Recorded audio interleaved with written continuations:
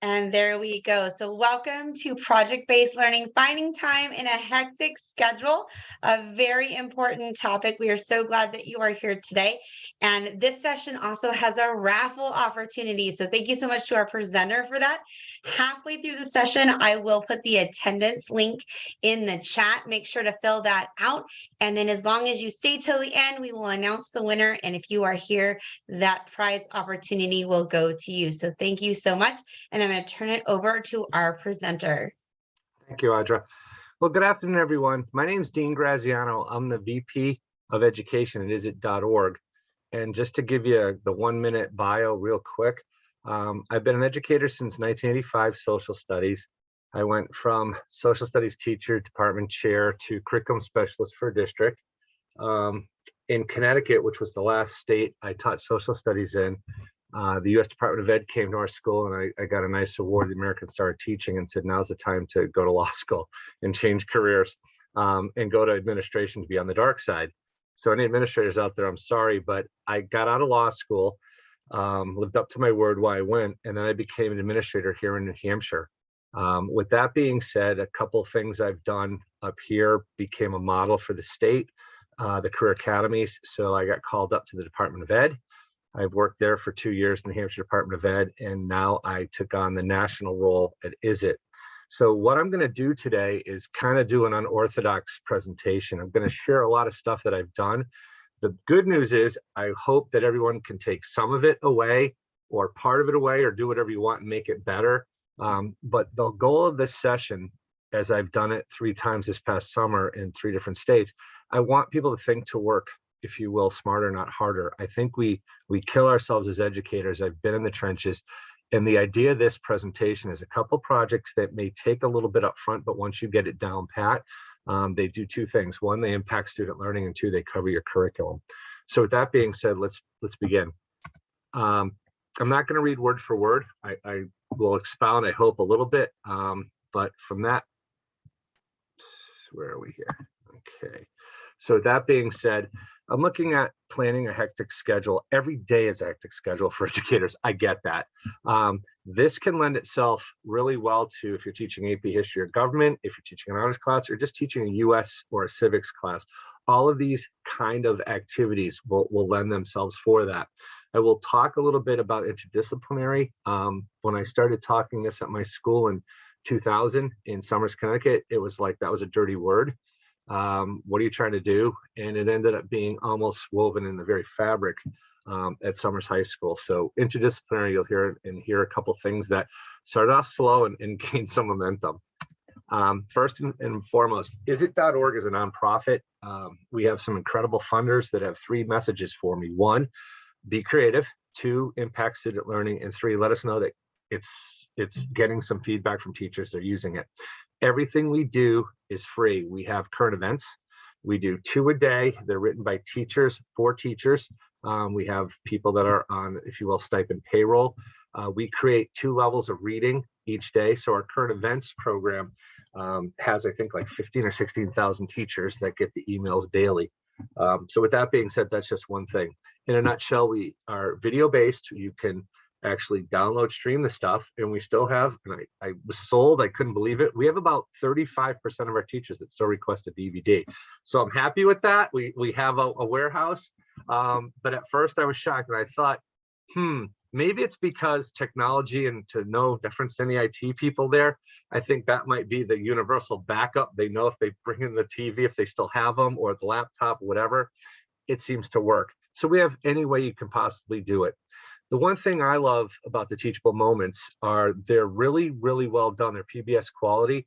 They're about 2 to 3 minutes at the longest. And what's really great is you can do it to introduce knowledge. You can do in the middle and kind of say, where are we? And you can do future knowledge with them. And I'll share a little sample of that as we go through the presentation. If you want to take a quick shot, anything I have today, the rubrics and stuff, you can just email me and tell me what you want. I firmly believe that the one thing teachers don't do is share enough. So whatever I've got, if it works, or you can tear it apart and actually make it better, and I'm sure you can, just take the shot. And if you need anything, videos, anything, you look at the catalog, just get to me and I'll get it to you after the break, okay, the Thanksgiving break. All right, so let's keep some things in mind. I'm not going to read, I promised I wouldn't read word for word, but I think if you take a look at some of these, I wanted to come up with ways that weren't the true false, multiple choice, fill in the blank kind of assessments. So project-based learning kind of started off very long ago, and it's garnered some steam as to why and how it should be done. I think the first dynamic that everyone should understand is project-based learning. You got to have a pretty decent dynamic or do a couple small things in group projects. So the kids are starting to understand the dynamic. I think that that's probably the most important place I started. And boy, oh boy, did I flounder for like the first 2-3 years of doing effective group work. When the administrators come in on those drive-bys, and what I mean by that is just the random, hey, how's it going? They're like, oh my God, your room's chaos. That's perfect. That's what I want. That's what it's supposed to look like. I want to think beyond the college-bound student. We do assessments, certainly as an honors and AP US history teacher. I was an AP reader down in San Antonio. When I became an administrator, we had a great career tech ed program, and I've done a lot of work-based learning programs and wrote a curriculum for the ACTE I'll be presenting in November. But what I'm thinking about is not every kid goes. So we'll talk about how you can really get to student strengths. I'm going to give you a couple examples of some CT kids that blew a history project out of the what. It was awesome. So I want you to think about those as I'm sharing some of these things. Do students able to apply what they learn in an authentic environment? Well, I always made my students for every project have some sort of an oral participation.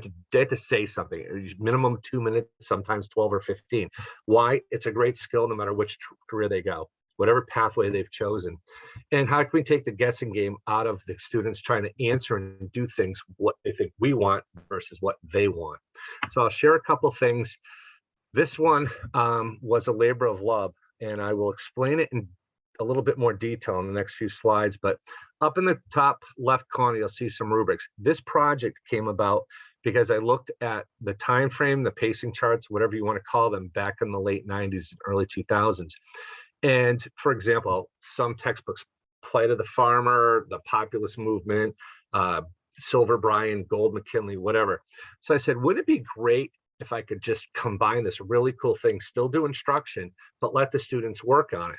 So the first year, not as great as I thought, but this project actually does two things. It does an individual and a student grade. What's really neat about my projects, and again, it depends on your district, but I was very fortunate. Every time I did this, the judges that would ask the 5 issues that I did, and I'll share that with you in just a second. I had the principal every year, sometimes the assistant. I had the curriculum director and or the superintendent. They were the ones asking the questions and kind of doing the judge, if you will. Why did I do that? Because it went from a classroom to an auditorium and parents were coming, and it really got everyone in the school involved. Teachers on their preps would come down. That's what I wanted, because they'd be like, well, hey, let's talk about doing something together. This was the best idea I've ever had to get that kind of interdisciplinary thought going, but more importantly, getting a double grade out of it, an individual, excuse me, and a group grade.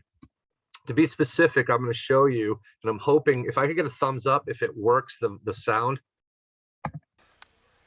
For Summers High School, the 5th annual 1896 debate between McKinley and William Jennings Bryan, the populist.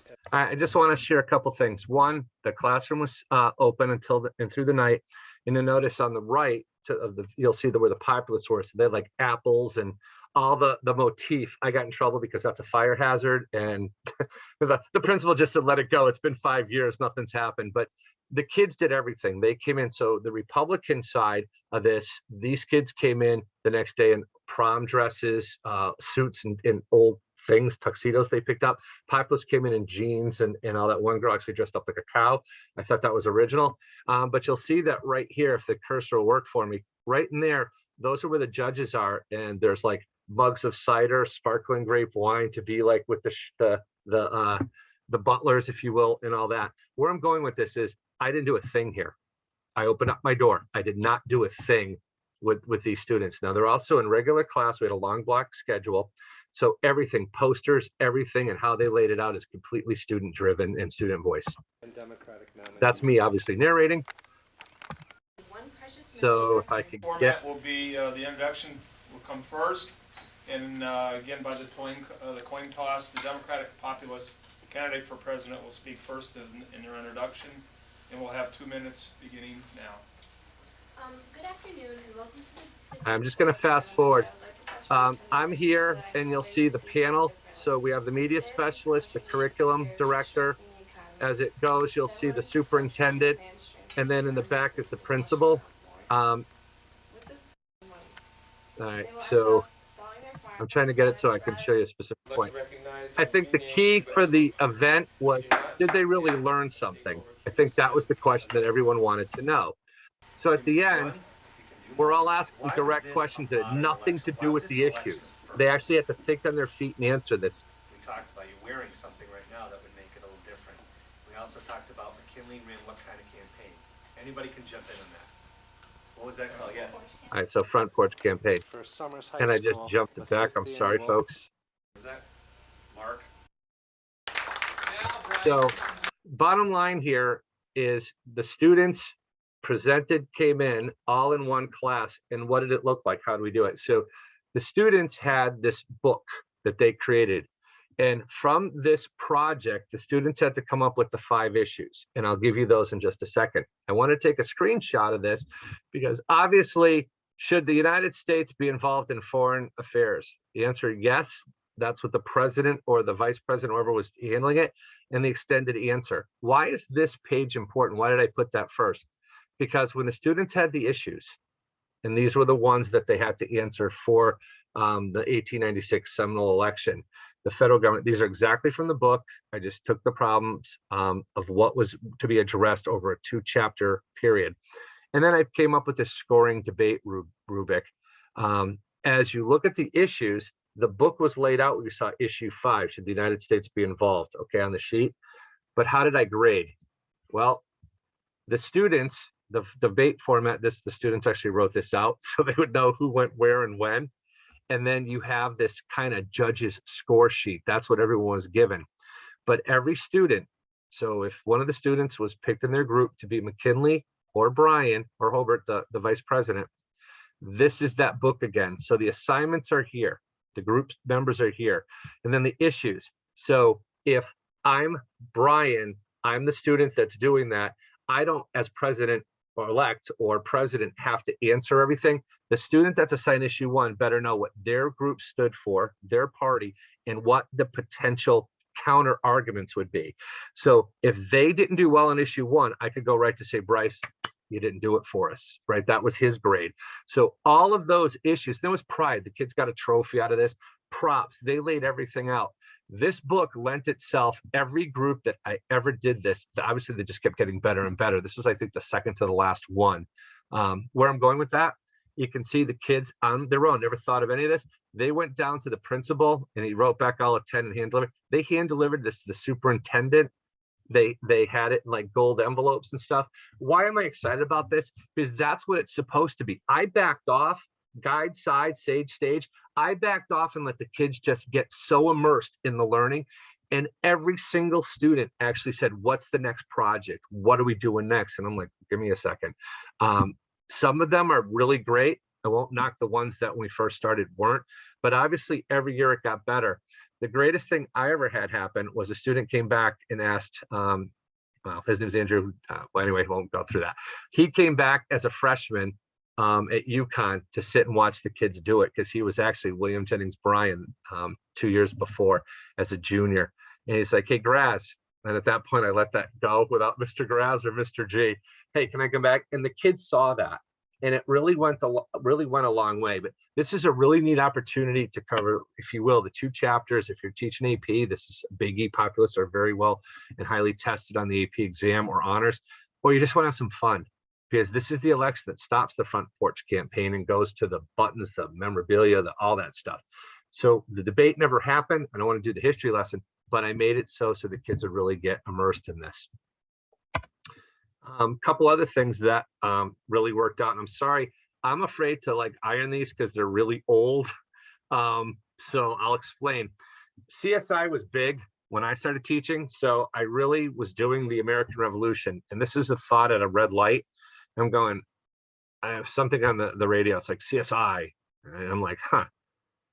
So, all right. So I came up with a rubric and said, okay, who fired first at Lexington? And they actually did. This is kind of like the cover I blocked out, but the kids, but they came up with the proof, the conclusion, and then they had all primary source documents, diary excerpts, things from. The kids got more in that because it was the TV show and they loved doing it.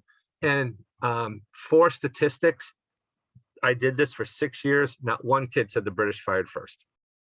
And I was like amazed by that. And I would read through the conclusions, and they're like, they would, and this is the learning. Well, the stamp back led to, and then there was the snowballs with the clamshells thrown. There was the Boston Tea Party. There was destruction. But everything was an act of violence and or by the colonists, not the British. Why we think. And then when they occupied Boston, they were never treated better. And I was like, wow, that's learning. That they got the lecture, the stand, the walk and talk and chalk at the board, but the kids came up with this. Then I did for US, we have the Great Awakening, and my principal was a former history teacher, Dan Lynch, and he was like, I never realized how important it's the evolution to the revolution. So I love the kids. They were talking about concerts and things like that. So I came up with the idea of concert shirts. Now what you'll see here is I'm a big Springsteen guy, and the kids were kissing up. So he superimposed George Whitefield on and Reborn in the Colonies tour. And then the English teacher got involved, Sinners at the Hands of an Angry God. And they did the actual dates where Whitefield traveled. All proceeds go to, we actually had an orphanage in Georgia. So at the end of the day, they got up, they had their 2 minutes, they had to explain, haha, Graz, Mr. G, this is Bruce Springsteen Reborn. But they didn't explain so much that. They explained why it was important that everyone could be saved. It wasn't a social class thing. It's real American identity.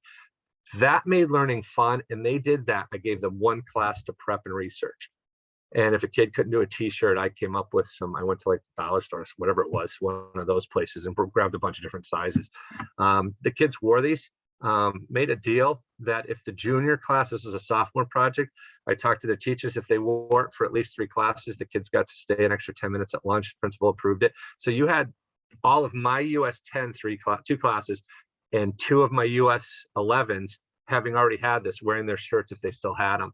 What did that do? It made everyone say, what's next? What's the next project? So again, it doesn't have to be as detailed or as deep as something like this, which I gave them actually a week to do this, because it coincided with what we were talking about with the War for Independence and the Revolution. This was something that got done in a day, and they learned more about the start of the Great Awakening, how that led to, if you will, the evolution to the revolution. This one, I don't always show the good stuff. So this was one that the AP kids did.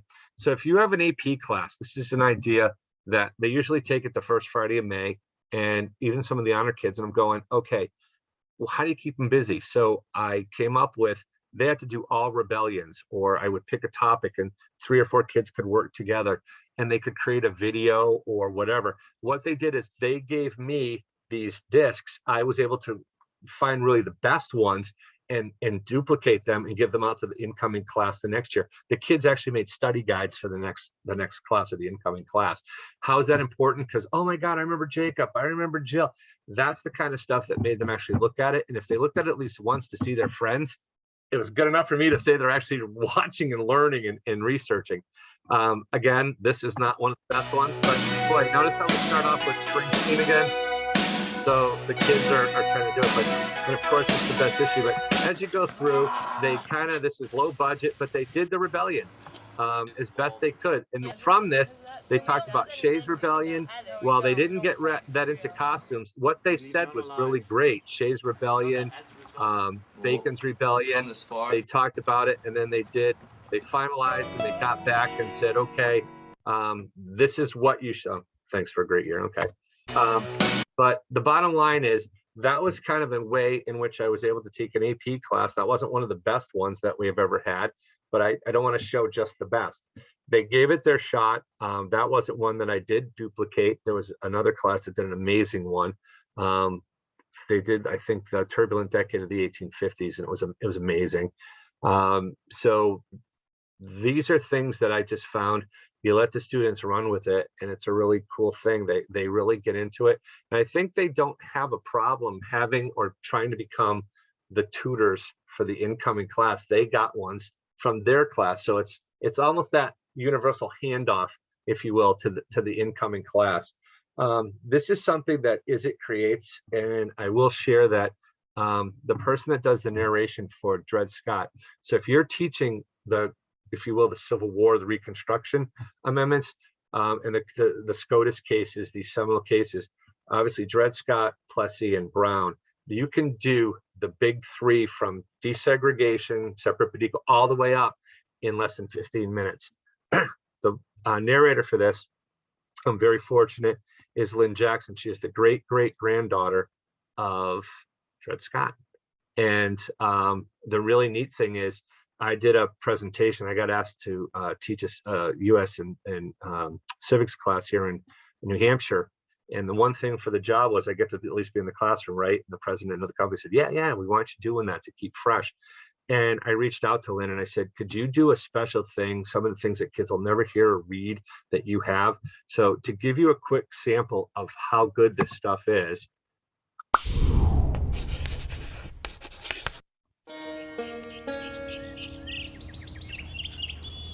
My great-great-grandfather was born on a plantation in Southampton, Virginia. He was born to the Blow family. They eventually moved to St. Louis.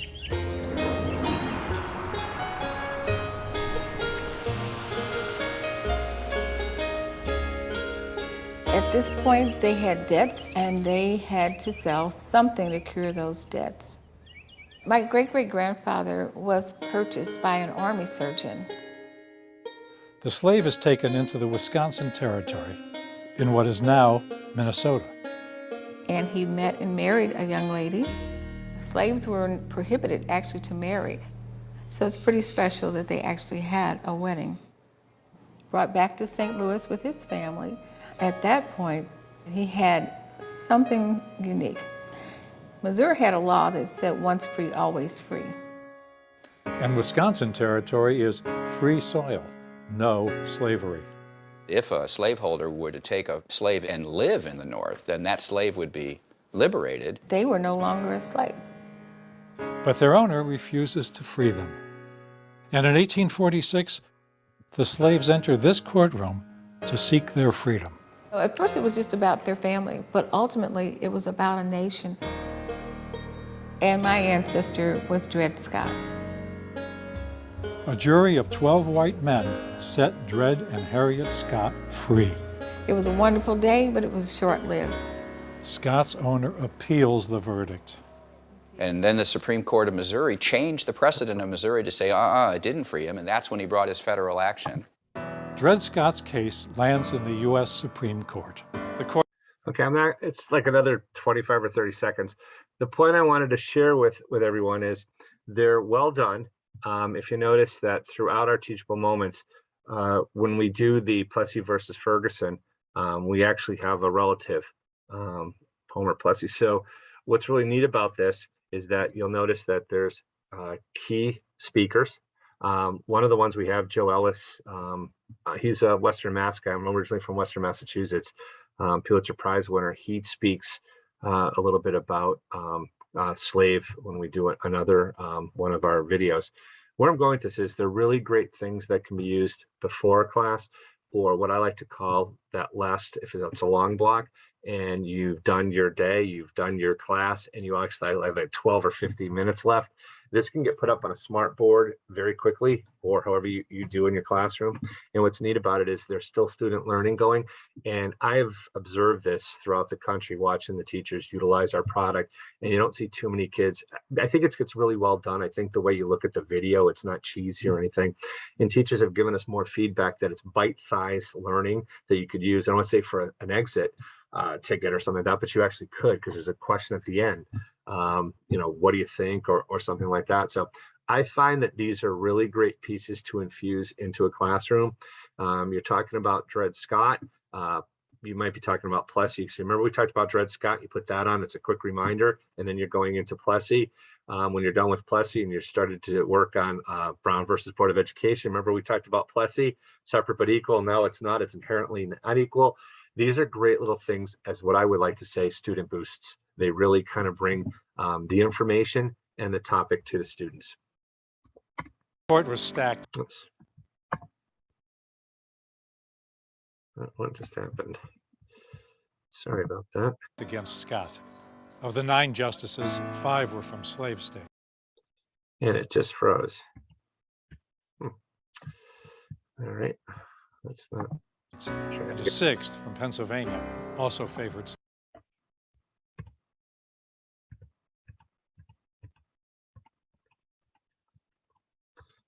It's not letting me stop. I can't go to the next screen apparently till I complete this. Sorry, everyone. Maybe that's why they use the DVDs. My great-great born. Not let me go forward now. That's so strange. It ran through already. Okay, we're just gonna go here. If we can. There we go. All right. The next thing that I would love to share very quickly. Sometimes you've done a long class, or sometimes you've done the talk and chalk. The old expression of being the lecturer. Sometimes for an AP class or specific topic or subject, you have to. What I came up with, we had this piece called the More or Less Perfect Union. And what happened is we have the definitive, he's at Mount Vernon, and the Ben Franklin is actually the historical reenactor in Pennsylvania. And what's really neat is I just step back and say to the educator, imagine if you could talk to these people, right? You could say, okay, and George Washington's like, so how's the Republic going? And how many amendments are we up to? 27. Oh my goodness. And then we have Judge Doug Ginsburg, who is on the DC Circuit, federal judge. He doesn't take any money. He can. He's an attorney, a judge. And the other part is he's completely purposefully nonpartisan. So he does the questions and he gets some really great answers and dialogue. And what's great about that is it makes a tie. So if you were wrapping up, certainly like the American Revolution through the Constitution, the origins of the Constitution, it's great because Judge Ginsburg is talking and the questions are back and forth as if, what happened? And Washington, an imperfect something is better than a perfect nothing. So you'll hear the dialogue. And what's great about that is it totally brings together the whole unit. So from the American Revolution, Washington getting the command of the Continental Army, all the way through His Excellency. And later in life, he always wanted to be just called General Washington. It wasn't His Excellency. So you'll hear from this great reenactor. It's a wonderful thing to step back for 40 minutes and the kids actually can hear and become part of that dialogue.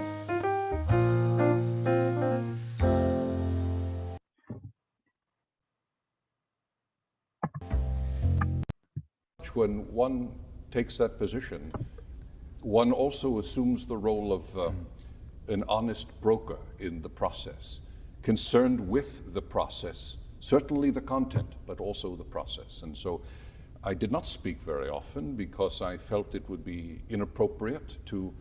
I just want to skip around and see if I can find it. And that came up with a variation. And ultimately, well, let me step back for just a moment.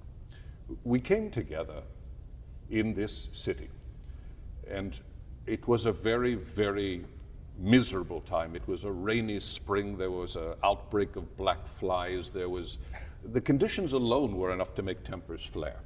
But yet we came together in a fairly reasonable manner, and it looked as though things would be moving forward with rather great success early on. And then, all right, so not to push credit to anyone else or to something that doesn't sound, I'm dating myself, but when I was real little and then I got to get the reruns, there was the You Are There, and Walter Cronkite actually was in front of like a particular thing. So it was the election of 1800, the revolution.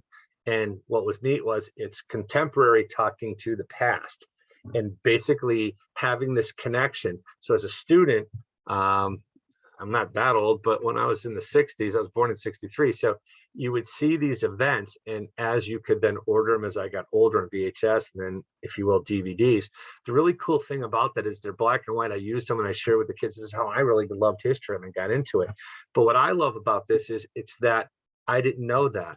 This reenactor is giving this really great piece about, I didn't speak much when I was in charge of the Congress. I let people do the talking. Then he talks about, and Doug Ginsburg will basically say to him, well, were you uncomfortable and shy? Yes, he felt a little bit unaware with the Madisons, the Hamiltons, and the Jeffersons at the time. So he did step back.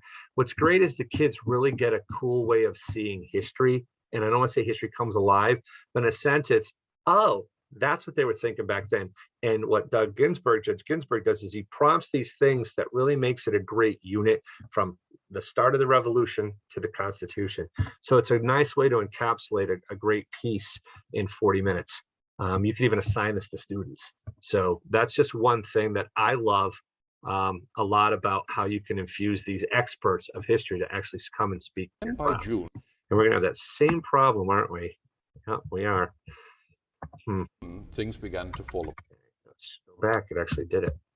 The next piece that it had worked on is we were asked, and hopefully ahead of the curve, I wrote curriculum. I shared it with Jane. I don't know if the title is known, Learning, for social studies. So I wrote a curriculum here in New Hampshire that's accredited. And then what I did is, it's a plug and play, took out our competencies and put in Nevada, and I'll share that with you.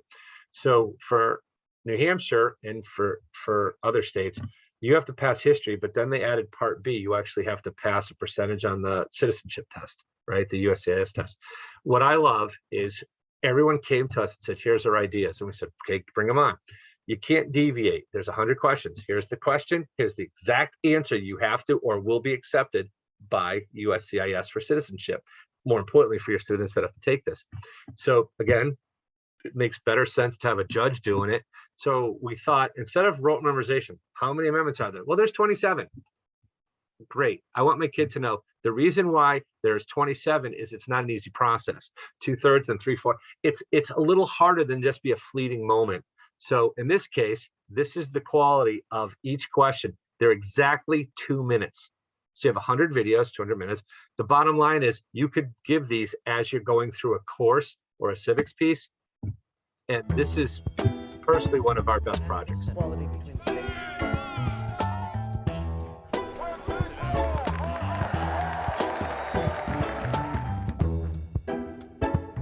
What is the rule of law?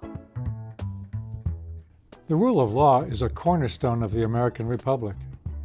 The idea that everyone is subject to the law, no one is above the law, not even those who make the law. It's a simple idea, but still, we have not always lived up to it. From the birth of our republic until the Civil War, slaves were denied their constitutional rights. Even after slavery was abolished, African Americans were still denied their rights, in North and South alike. The double standards of Jim Crow prescribed one law for blacks and another for whites. In the 1950s and 60s, groundbreaking laws and court decisions guaranteed African Americans what the Constitution had promised all along: equal justice under law. Though we still strive to fulfill that guarantee. The rule of law also means no one is above the law, not even the highest official in the land. During the Watergate investigation, my court ordered President Nixon to surrender his secret tape recordings. My mistakes. Well, I'm not a crook. And later so did the Supreme Court. And the Supreme Court also ruled that President Clinton wasn't immune from a lawsuit alleging sexual harassment, which means even your mayor has to stop at a red light. Okay, What is the rule of law? Correct answers include: everyone must follow the law. Leaders must obey the law. Government must obey the law. All right, those are the exact answers that USCIS would accept. So we didn't deviate from anything other than, rather it being just rote memorization, the students actually get that 2-minute idea, or if you will, brief instruction as why or what that really may mean. Again, it's one of my favorites because I think it boils back to having the student learn more than just memorization. So here's the example that I gave. It's simply civics. So you'll see that this is kind of standard verbiage. Then you'll see Nevada specific standards. What I've done here for every state, and it seemed to be a big deal. When I was in Connecticut and I won the award, the national award, the bottom line was everyone was talking back then. So think about the environment we just went through. Think about, I don't want to say political circus, but just think about what the civility of our students. And then we want to say, okay, right here, these are our future. This is the future. Well, don't we have or try to want to get them to be a little bit more civic aware or have some participation?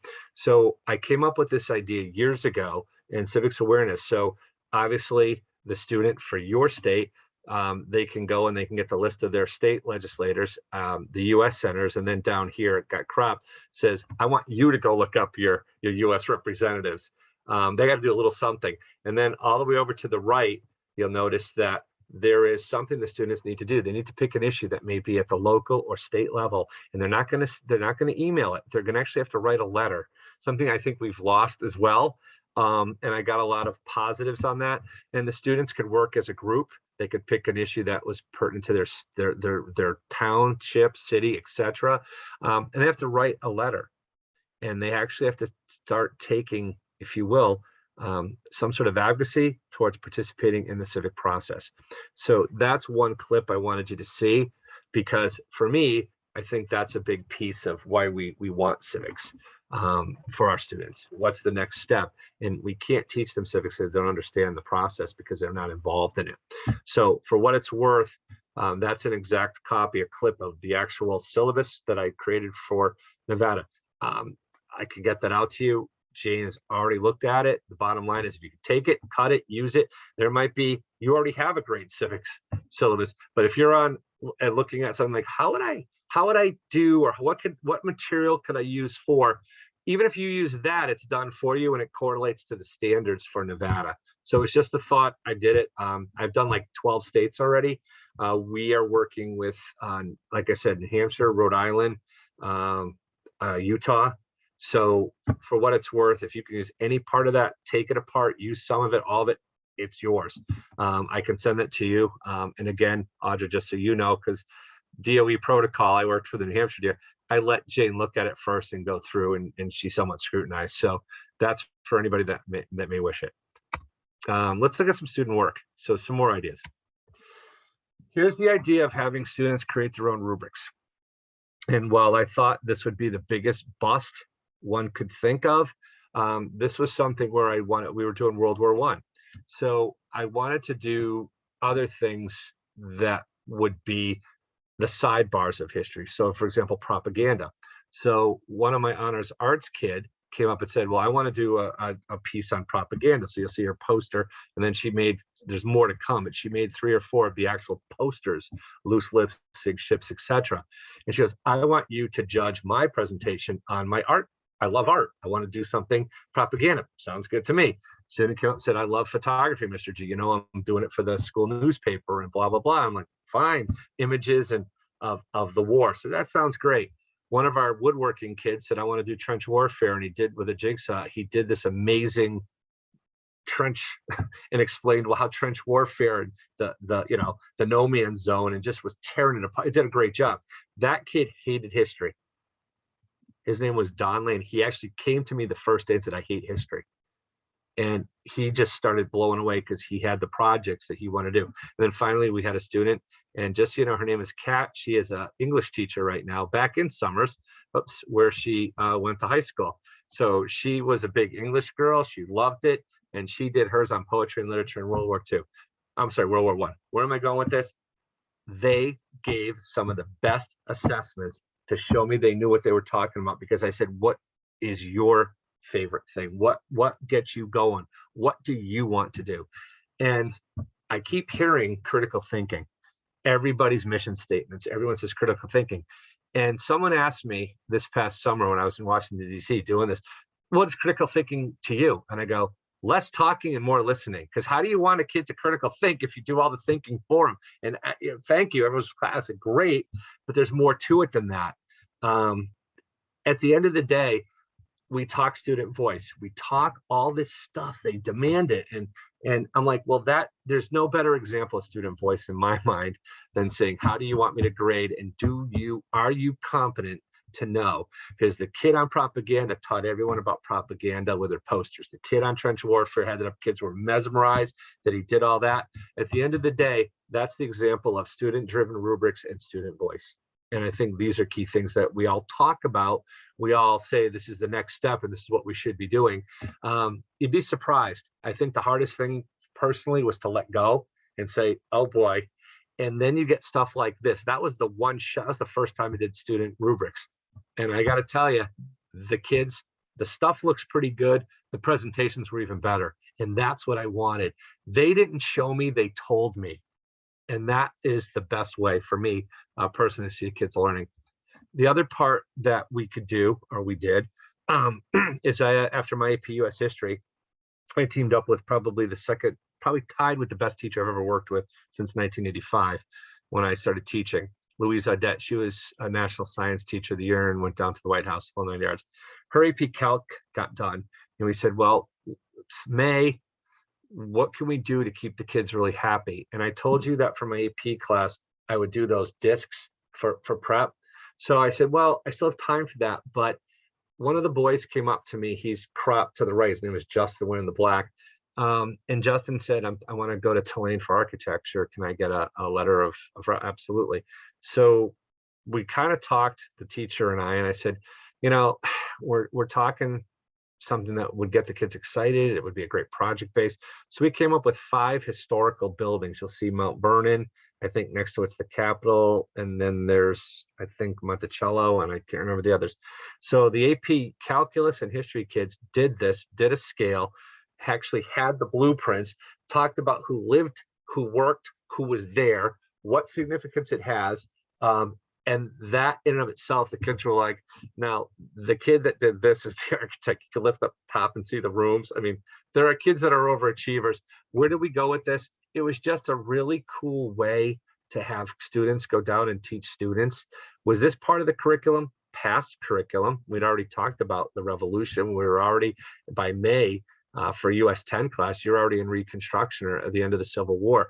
What did this do? It made learning fun because the kids actually remembered stuff, and it was going to be on the final.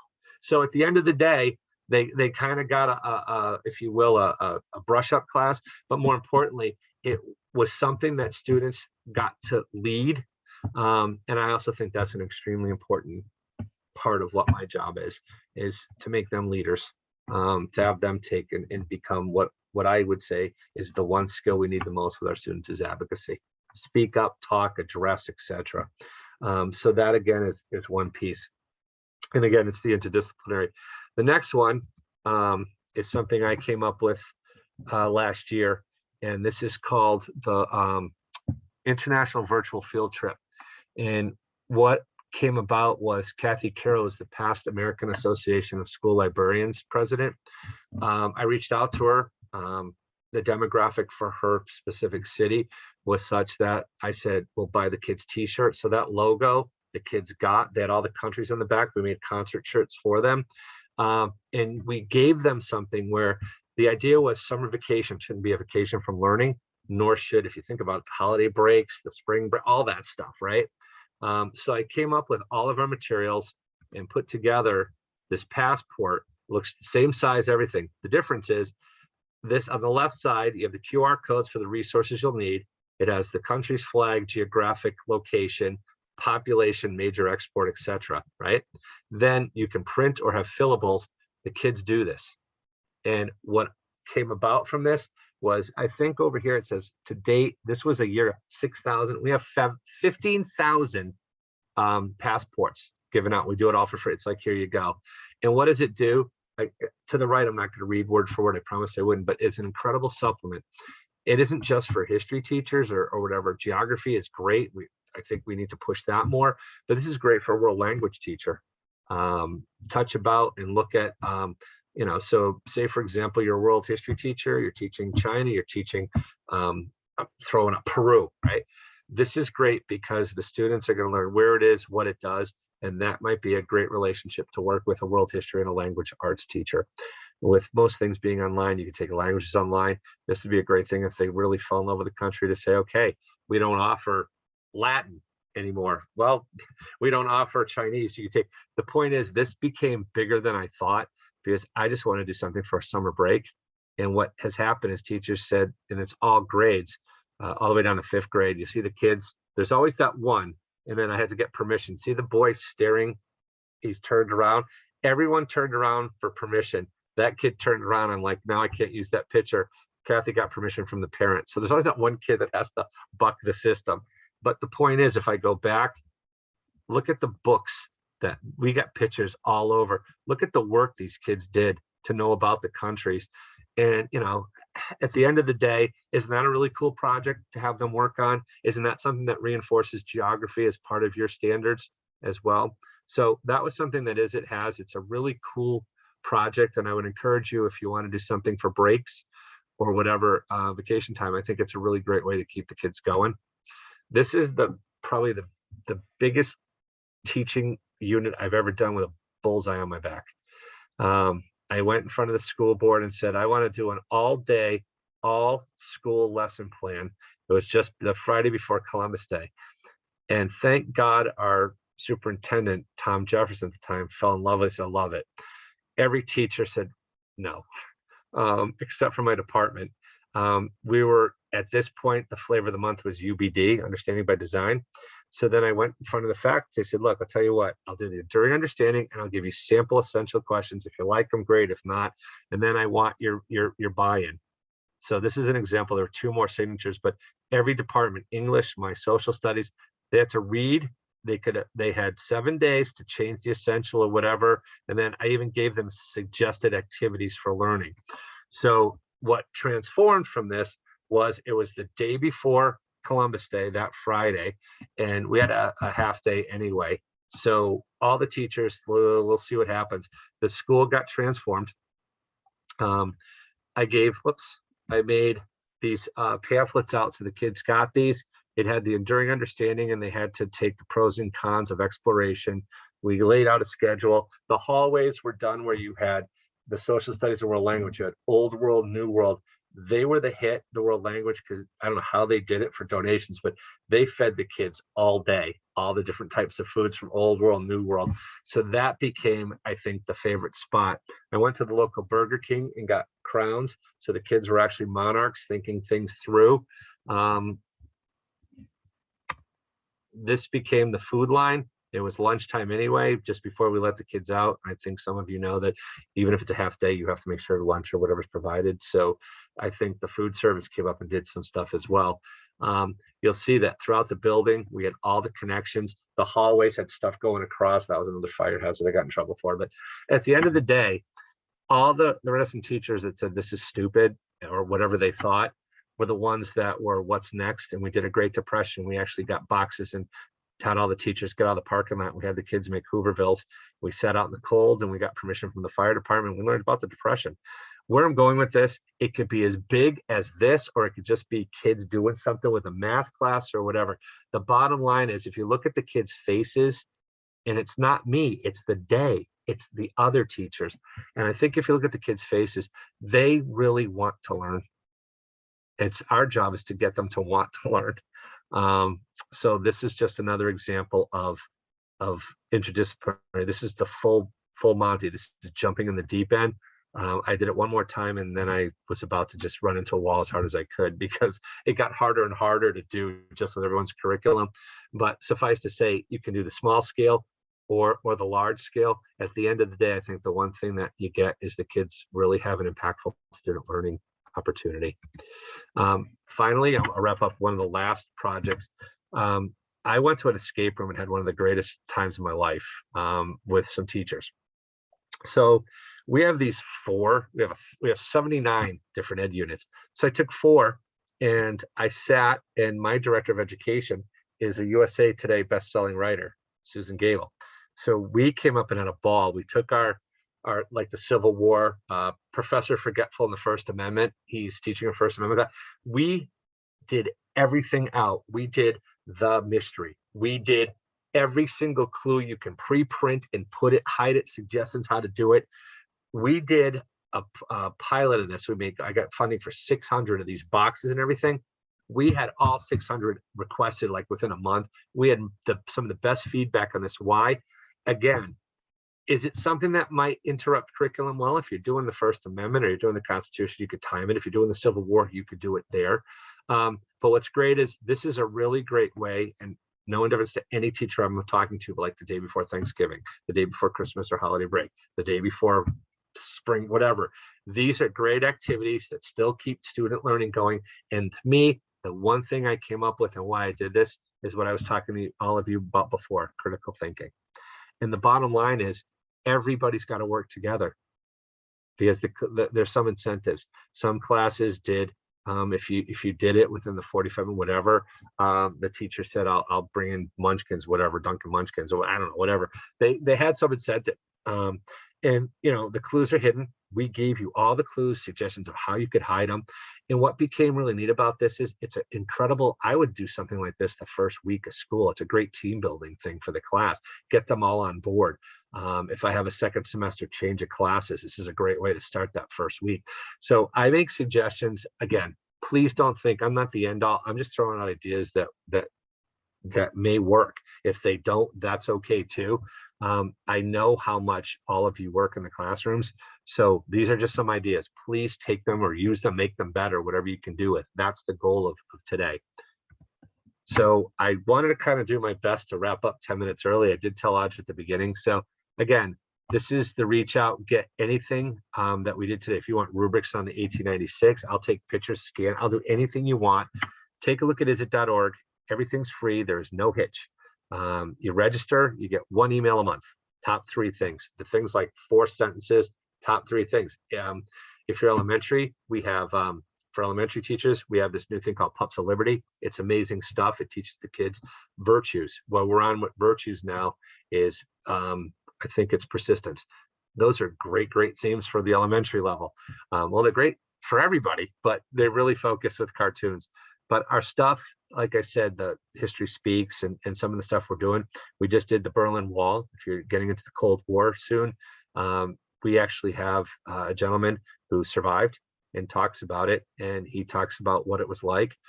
There's amazing interviews. The guy says, this is the first bathroom I've ever had alone. And I'm 49 years old or something like that. It was 49. He's remembering, he's not 49 now, but it was just an amazing story. The kids love it.